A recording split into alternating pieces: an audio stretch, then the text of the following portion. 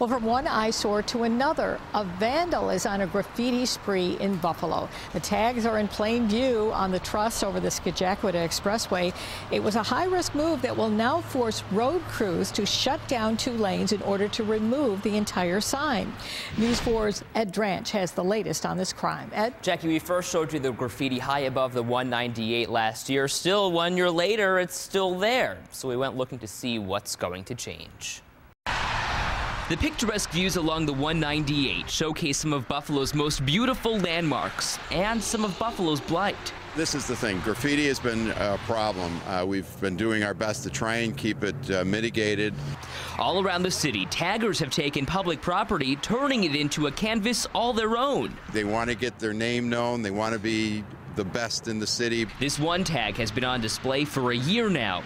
As you can imagine, replacing a sign like this is anything but easy for state crews. To replace the sign, close a lane, and bring in special equipment costs the taxpayers, you and me, upwards of $5,000.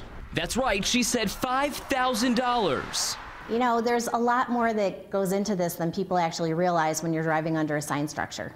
Susan Sorday from the State Department of Transportation says crews typically take care of the problem immediately, but the sign in question is set to be replaced. In fact, it was scheduled to be replaced along with many others around western New York long before the tagger took artistic liberty. Sometimes we would use a latex paint and we would paint over the back of the sign. We would use sandblasting if it was on some sort of a concrete, bridge abutment or something to that nature, but graffiti is definitely a problem.